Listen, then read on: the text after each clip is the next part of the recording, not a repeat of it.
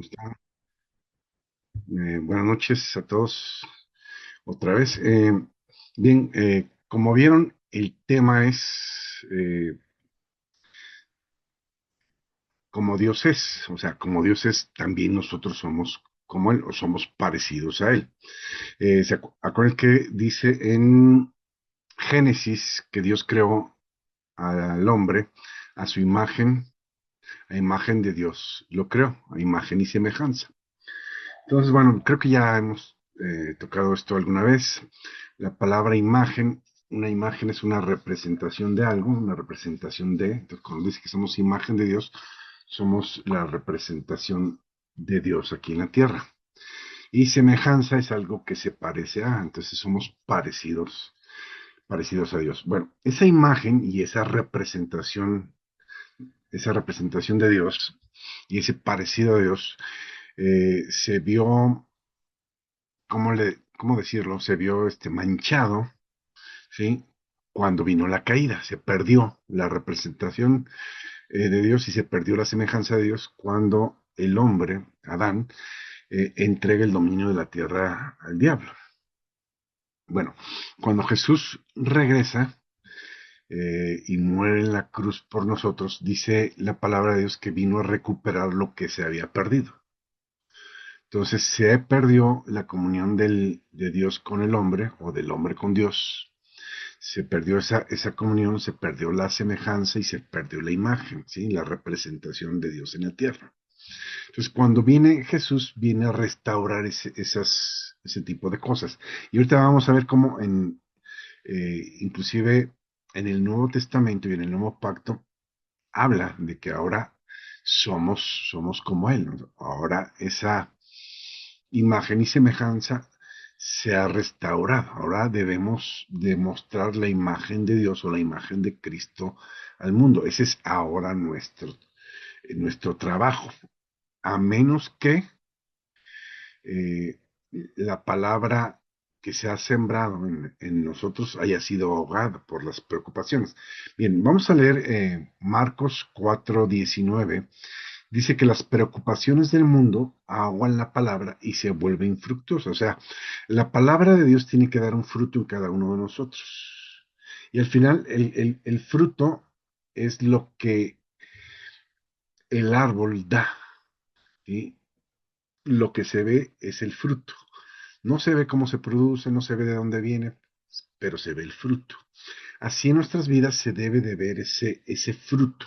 Y entonces dice que cuando las preocupaciones eh, son excesivas, las preocupaciones en el mundo, las preocupaciones tienden a ahogar la palabra y evita que la palabra dé fruto. Antes de darnos cuenta siquiera de lo que ha sucedido, nos vemos atrapados en nuestras ansiedades. La palabra de Dios dice, puestos los ojos en Jesús, el autor y consumador de la fe. ¿Sí? Entonces nuestros ojos deben de estar puestos en Jesús. Pero cuando alguien está preocupado, sus ojos, su mirada, su atención está puesta en lo que le preocupa. Por eso es que los afanes de este mundo ahogan la palabra, no la dejan dar fruto. Entonces tenemos que aprender a confiar en Dios y a dejar nuestras vidas en manos de Dios, ¿sí? Y esa es una forma de que Dios haga la obra en nosotros y ese fruto se dé y podamos mostrar la imagen, que la gente pueda ver que va a haber problemas, porque siempre va a haber problemas, imposible es que no haya problemas, pero que a pesar de los problemas, vean que el fruto del Espíritu está en nuestras vidas. Bien, vamos a leer este, Primera de Juan 4:7. Primera de Juan 4:7 dice, 17, perdón. Primera de Juan 4:17, en esto se ha perfeccionado el amor en nosotros, para que tengamos confianza en el día del juicio, porque como Él es, así somos nosotros en este mundo. No sé si recuerdan, la palabra de Dios dice que para Dios somos nosotros grato olor en Cristo Jesús. Entonces, básicamente lo que está diciendo es que Dios nos ve a través de Jesucristo. El filtro que usa Dios para vernos a cada uno de nosotros es Jesucristo. Cuando nos ve a nosotros, ve a su Hijo en nosotros, a Jesús en nosotros. Entonces, ahí está la imagen de Cristo. Pablo decía, no ceso de orar por ustedes, haciendo memoria en mis oraciones, hasta que el Cristo sea formado en ustedes. Inclusive dice, sufro otra vez dolores de parto. Entonces, la finalidad de estudiar la palabra de Dios, la finalidad de estar conectados con Dios, es que la gente pueda ver a Dios en nosotros, la imagen de Dios en nosotros, ¿sí? Para que se acerque. Acuérdense, la Biblia dice que Jesús es la luz del mundo, ¿sí? Es el que alumbra, el que muestra el camino. Pero también Jesús dijo, ustedes son la luz del mundo y la luz no la ponen debajo de la cama, la ponen en un lugar donde todo el mundo pueda verla. Entonces, Jesús es luz, nosotros somos luz, así como Él es, nosotros, aquí también nosotros. Entonces, nos toca a nosotros llevar a las personas a los pies de Cristo. Pero la única manera en que la gente se va a acercar a los pies de Cristo a través de nuestras vidas es siendo imagen y semejanza, siendo la real representación de Dios. Dios es amor, Dios es misericordia, Dios es gracia, ¿sí? Tienen que ver las cualidades de Dios en nuestras vidas para que se quieran acercar. Porque si nos ven igual que ellos, con pleitos, con contiendas, con disensiones, pues van a decir, pues para estar así, pues así me quedo, ¿verdad? Pues tienen que ver algo diferente en nosotros para que digan, yo quiero lo que él o lo que ella tiene, ¿sí? Para poder acercarse o acercarlos a Dios. Sí, acuérdense que Jesús dijo, el que en mí cree, de su interior correrán ríos de agua viva para vida eterna. Entonces, esos ríos de agua viva es la palabra de entre nosotros. Cuando nosotros hablamos la palabra y la gente cree en la palabra de Dios saliendo de tus bocas, pues entonces la vida de Dios entra en ellos. Bien, seguimos en Juan, en Primera de Juan capítulo 3, verso 2, dice, ahora somos hijos de Dios. Y fíjense qué interesante, ¿no? Lo hemos marcado muchas veces. Dice, ahora somos hijos de Dios. Antes no éramos hijos de Dios, antes éramos criaturas de Dios. Cuando recibimos a Jesús como Señor y Salvador, nos convertimos en hijos de Dios. Ahora somos hijos de Dios, pero aún, dice, nos ha manifestado lo que debemos de ser. Entonces se tiene que manifestar el Cristo en nosotros. Pero sabemos que cuando Cristo se manifieste, entonces Cristo se tiene que manifestar en nuestras vidas. Dice, entonces seremos semejantes a Él, porque le veremos tal y como Él es. Y todo aquel que tiene esta esperanza en Él se purifica a sí mismo, así como Él es puro. ¿Sí? Creo que alguna vez lo hablábamos. Hay que entender la diferencia entre santidad y santificación. La santidad es imputada por Dios, es dada por Dios para nosotros. Somos apartados para Dios, pero la santificación es el trabajo que ahora a nosotros nos corresponde, ¿sí? Apartarnos para Él. Él ya nos aportó para Él, pero ahora nosotros, de voluntad propia, debemos apartarnos para Dios. Conocemos bien el texto. Vamos a Primera de Juan 3:16. No Juan 3:16, sino Primera de Juan 3:16. Dice, en esto hemos conocido el amor, porque Él puso su vida por nosotros, también nosotros debemos poner nuestras vidas por los hermanos. Entonces, fíjate cómo dice, eh, como Él es, estamos viendo, así somos nosotros, ¿verdad? Si Él puso su vida por los demás, ahora nos toca a nosotros poner la vida por los demás. ¿Qué significa poner la vida por los demás? No significa que, no sé, te des un balazo o te mueras en lugar de alguien más, no. Eh, Dar tu vida por los demás es servirle a los demás. Cuando tú estás sirviendo a los demás en lugar de a ti, pues obviamente estás dando de tu vida para los demás. ¿Sí? El servicio a los demás es eso, es dar tu vida por los demás. ¿Sí? Entonces, así como Acuérdense que Jesús dijo, yo no vine para ser servido, sino para servir. Ahora nosotros hacemos lo mismo, servimos a los demás. ¿Sí? Esa es la manera de dar nuestra vida por los demás. Dice en el Salmo 26:2, escudriñame, oh Señor, y pruébame, examina mis pensamientos y mi corazón. Ahora, Dios ya sabe qué hay en nuestros corazones, Dios ya sabe perfectamente cómo somos y Dios nos conoce mejor que nosotros mismos. Pero básicamente esto no es otra cosa que una introspección, ¿no? Es, Señor, enséñame cómo ando, enséñame qué, qué partes de mí hay que cambiar, qué de mi conducta hay que corregir, ¿sí? Enséñame, por eso dice, examina mis íntimos pensamientos, escudriñame, enséñame, pruébame, para ver, para qué es una prueba, para ver cómo andas.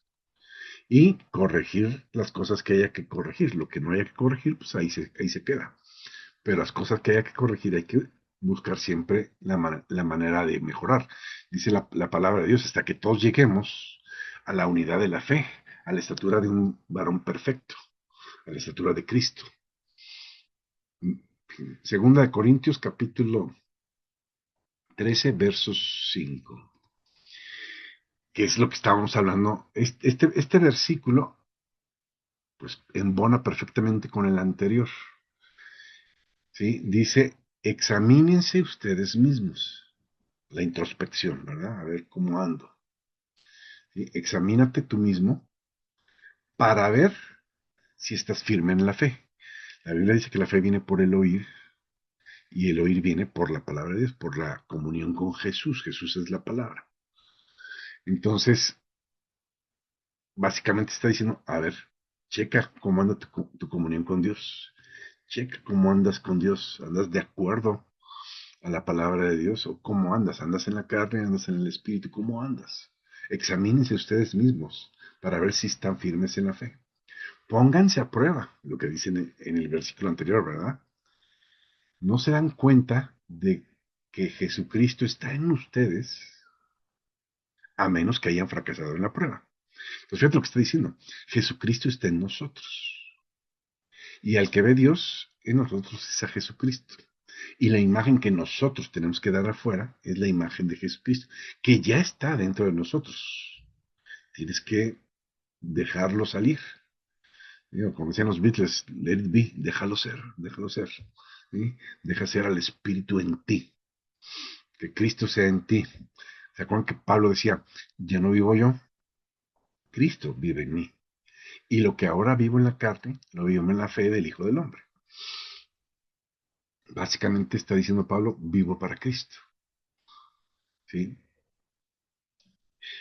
Vamos eh, segunda, a la segunda carta a los Corintios 10:12. Busquen los que traen o los que tienen su Biblia. eh, ayu- Ayúdenme a buscar, no importa que tengan una versión diferente. Vamos a 2 Corintios, capítulo 10, 2 Corintios 10:12. Dice, no nos atrevemos a igualarnos ni a compararnos con algunos que tanto se recomiendan a sí mismos. Traigo una versión que se llama NBI, Nueva Versión Internacional. ¿Sí? Al medirse con su propia medida y compararse con otra. No saben lo que hacen. Básicamente lo que está diciendo es que nosotros debemos de compararnos con nosotros mismos. Dice, verso 12, dice, porque nosotros, voy a leer la Reina Valera 60, que es la que más manejamos, porque nosotros no nos atrevemos a contarnos ni a compararnos con algunos que se alaban a sí mismos, pero ellos, midiéndose a sí mismos y por sí mismos, comparándose consigo mismos, no son juiciosos. Entonces, el estándar de comparación tiene que ser Cristo, no nosotros mismos. De otra, de otra forma es egocentrismo, o sea, pensar nada más en uno, nada más. Entonces, acuérdense que tenemos que llegar a la estatura del varón perfecto. Él es la medida. ¿Sí? En Mateo, vamos a ir, Mateo 17, 19 al 21, creo que es cuando Jesús echa fuera a un demonio, eh, que les dije, Mateo 17. Creo que era lo que venía comentando ahorita acerca de la fe. 17 el 19. Dice, viniendo entonces los discípulos a Jesús aparte le dijeron, ¿por qué nosotros no pudimos echar fuera ese demonio? ¿Verdad? Jesús les dijo, por vuestra poca fe, porque de cierto les digo que si tuvieran fe como un grano de mostaza, le dirían a este monte, pásate de aquí a allá y se pasará, y nada les será imposible. Pero este género no sale sino con oración y ayuno. Básicamente lo que está diciendo es que a través eh, del ayuno y la oración, que es la comunión con Dios, aún puedes aumentar tu fe. Tu fe es aumentada con la comunión con Dios. Y al aumentar tu fe, bueno, es más fácil que puedas echar a cualquier tipo de ente o demonio, o, ¿sí? De cualquier persona. Ellos no pudieron echarlo fuera porque les faltó fe. Entonces, la fe se aumenta en la comunión con Dios. Oración y ayuno es lo que está diciendo ahí. Entonces, la disciplina más el conocimiento es igual a fe, ¿sí? La fe viene por el conocimiento de la palabra de Dios, ¿sí? Ok. En Lucas 7:47 dice, por eso te digo que sus muchos pecados son perdonados porque amo mucho, pero la persona a quien poco se le perdona, poco amor muestra. Este es un pasaje muy, muy interesante porque es cuando María, la hermana de Lázaro, la prostituta, se acerca a Jesús cuando Jesús está en casa del publicano. ¿Se acuerdan que va con ese perfume de alabastro de mucho valor? Lo rompe a los pies de Cristo y eh, lo riega con sus cabellos, lo talla, el perfume o lo esparce en los pies de Jesús. Y Mateo dice, bueno, si este hombre en realidad fuera profeta, sabría qué clase de mujer es esta. Jesús perfectamente sabía qué clase de mujeres y para ese tipo de personas vino, para tipo de personas como nosotros, ¿sí? Porque no hay diferencia entre un pecador y otro, dice la Biblia, por cuanto todos pecaron. Entonces, delante de Dios, todos los pecadores son iguales. El problema es que nosotros no nos sentimos así. Hay gente que se siente menos pecador que otro, o mejor que otro. Hay gente que me dice, pues si yo soy bueno, pues yo no le hago mal a nadie, etcétera, etcétera. Pues sí, es un buen pecador, pero todos, es imposible que no pequemos. Todos hemos pecado y todos estamos destituidos de la gloria de Dios. ¿Sí? Lo que nos acerca a la gloria de Dios es reconocer que necesitamos a Cristo. Entonces es difícil que una persona que cree que está bien se acerque a Dios. Por eso Jesús dijo que las prostitutas y los publicanos irían por delante en el reino de los cielos, porque es más fácil llevar a un arrepentimiento sincero a una de este tipo de personas que a una persona que se cree buena, que cree que está bien. Y entonces Jesús les dice esta parábola ahí en ese capítulo. Le dice, a ver Mateo, creo que era Mateo, te voy a decir una cosa. Había dos personas que le debían a otra persona. Una persona tenía dos deudores, uno le debía 200 y el otro le debía 2000. No me acuerdo las cantidades. Le perdonó las deudas a los dos. ¿Quién crees que lo va a amar más? Pues yo pienso, dice el publicano, que al que más se le perdonó y le dice, bien has dicho. Entonces, a esta se le han perdonado sus muchos pecados, por eso ama tanto. Dice, yo llegué a tu casa y no me diste beso, no me lavaste las manos, no lavaste los pies, que era costumbre, ¿sí? Pero sin embargo, esta persona, esta mujer, desde que entró, no ha dejado de besarme los pies. Y tú, y tú ni siquiera un beso en el cachete me diste, le está diciendo.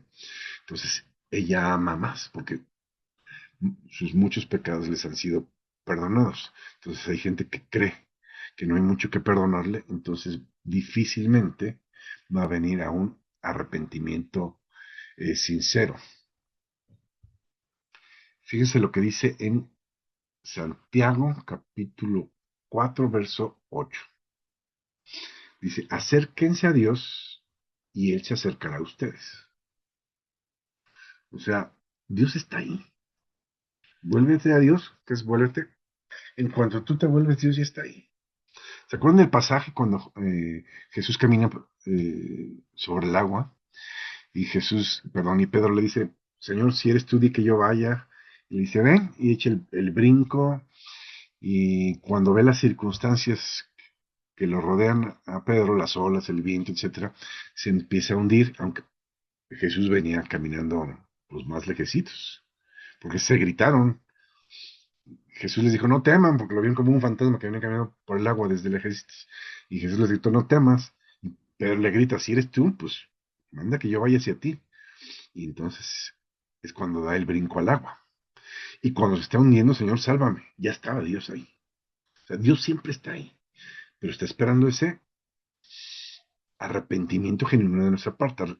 La palabra arrepentirse significa cambio de mentalidad, cambio de manera de pensar. Y el actuar, porque siempre le damos importancia al actuar, pero el actuar, ¿qué lo da? La forma de pensar. Yo actúo de acuerdo a cómo pienso. Pienso algo, luego lo ejecuto o lo hago, ¿verdad? Entonces, para cambiar mis acciones, tengo que cambiar mi manera de pensar. Y eso la Biblia le llama arrepentimiento. Entonces, es a lo que se refiere cuando dice, acérquense a Dios y Dios se acercará a ustedes, porque Dios ya está cerca. De hecho, dice la Biblia, Dios está cerca de ti, ¿sí? De tu corazón, ¿sí? Está tan lejos como una oración, ¿verdad? Por ahí dice eso. Acérquense a Dios y Él se acercará a ustedes. Limpiense las manos pecadores, dice en Santiago. Santiago es casi el final del Nuevo Pacto, del Nuevo Testamento. Entonces dice en Santiago, límpiense las manos pecadores, purifiquen sus corazones, ustedes que quieren amar a Dios y al mundo a la vez. Que está tratando de decir, no puedes amar a Dios y al mundo. De hecho, lo dice en Juan. En Juan dice muy claramente, no puedes amar a Dios y no puedes amar al mundo al mismo tiempo. ¿Sí? El que se constituye en amigo del mundo, dice la Biblia, se constituye en enemigo de Dios. ¿Sí?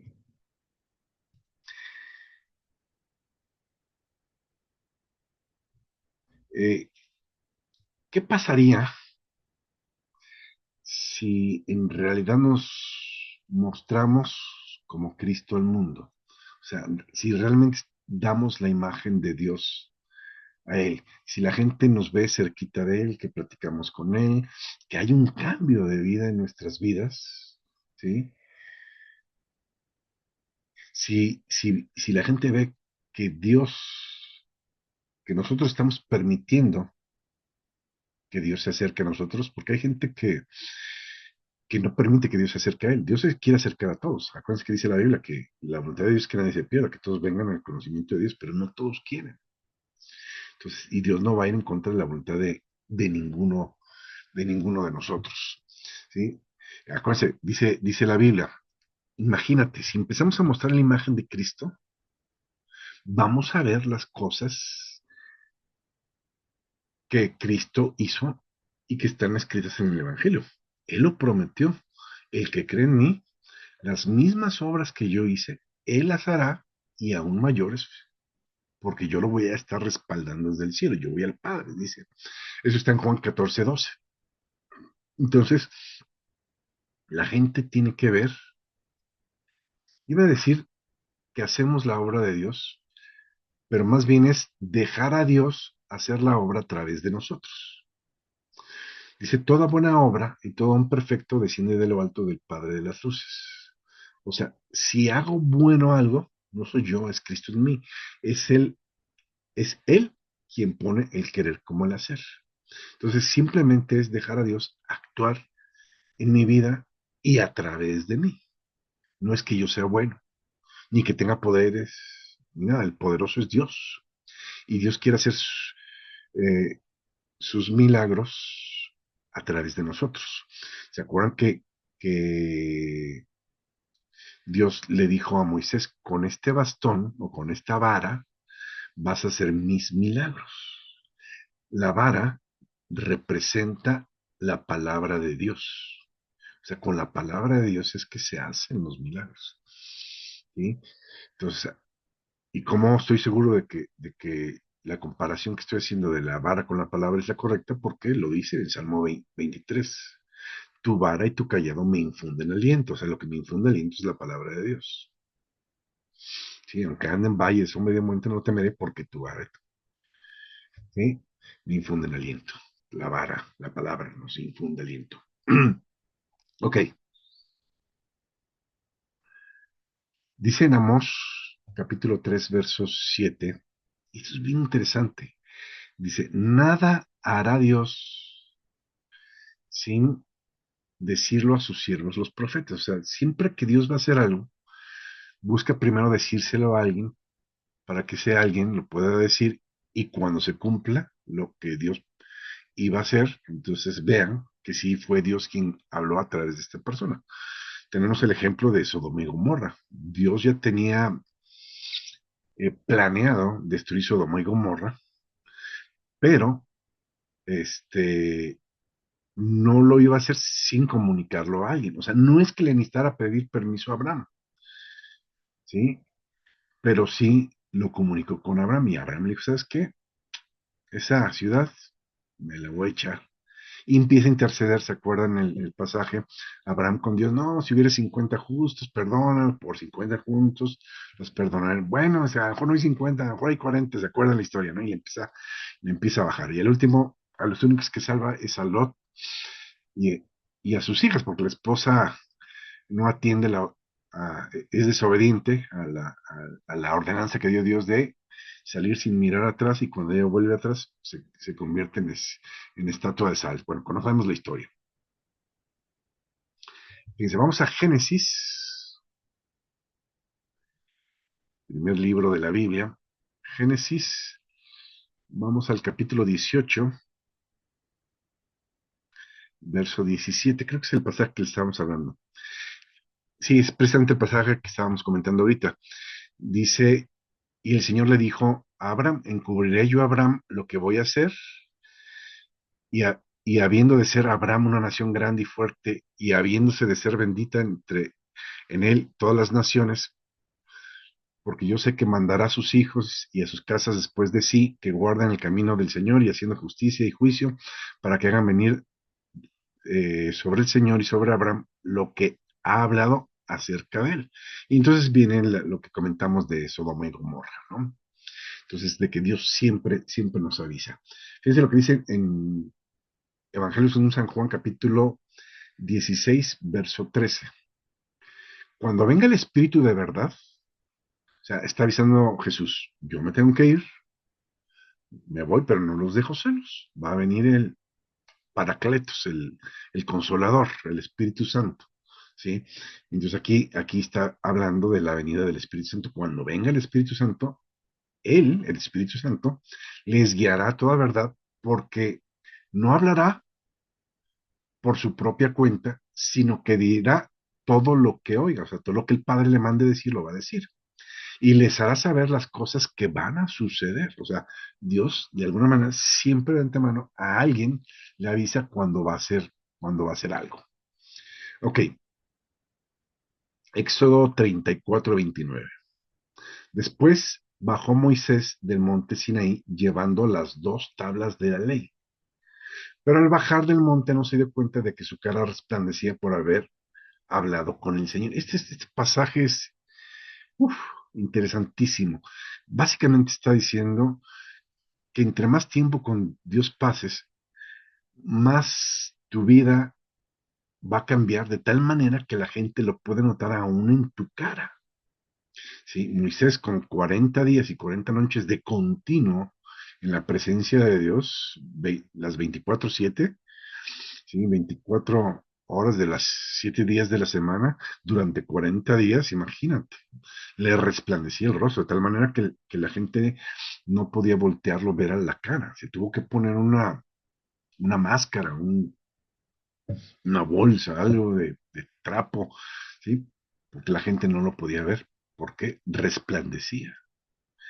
Ahora, eso puede pasar. La gente tiene que sentir la presencia de Dios cuando tú te acercas. Entre más pases en la presencia de Dios, más la gente de afuera lo va a notar. Va a notar la luz de Dios en tu vida. ¿Sí? Y se me está yendo el tiempo, termino con esta cita, segunda de Corintios, capítulo 3, verso 7. Esto está precioso. Dice la palabra de Dios, y si el ministerio de muerte, grabado con letras en piedra, ¿se acuerdan que la ley fue escrita en piedras y dada al pueblo, los 10 mandamientos? Y por eso se le llama Pablo el ministerio de la muerte, porque el que no cumpliera la ley era chicharrón, muerte. ¿Sí? Si el ministerio de muerte, grabado con letras en piedra, fue con gloria, o sea, se vieron cosas maravillosas de parte de Dios, se vio la gloria de Dios en el Viejo Testamento. Dice tanto que los hijos de Israel no pudieron fijar la vista en el rostro de Moisés a causa de la gloria de su rostro, la cual había de perecer. Fíjate lo que dice el verso 8. ¿Cómo no será más bien con gloria el ministerio del Espíritu? Porque si el ministerio de condenación, fíjate, ahora ya no le llaman el ministerio de piedra, le llaman el espíritu de condenación, porque el que no cumpliera la ley iba a estar condenado y nadie podía cumplir la ley. Lo dice la misma Biblia. Por las obras de la ley ningún ser humano será justificado delante de él. Dice, el ministerio de condenación fue con gloria, mucho más abundarán en gloria el ministerio de la justificación. Quiere decir que ahora en el ministerio del Espíritu la gloria de Dios se tiene que ver con mucho más fuerza de lo que se vio en el Antiguo Testamento. De hecho, dice, la gloria de la casa posterior tiene que ser mucho mayor que la de la primera. Entonces, en la mano de Dios en nuestras vidas, ¿sí? La figura de Dios se tiene que ver en estos últimos tiempos con poder, pero se tiene que ver a través de nosotros. ¿Ven? Bueno, con esto damos por terminado el estudio. Nos vemos primero Dios, si Dios lo permite, la siguiente semana. Que tengan una excelente semana y terminamos como siempre con una oración. Vamos a orar.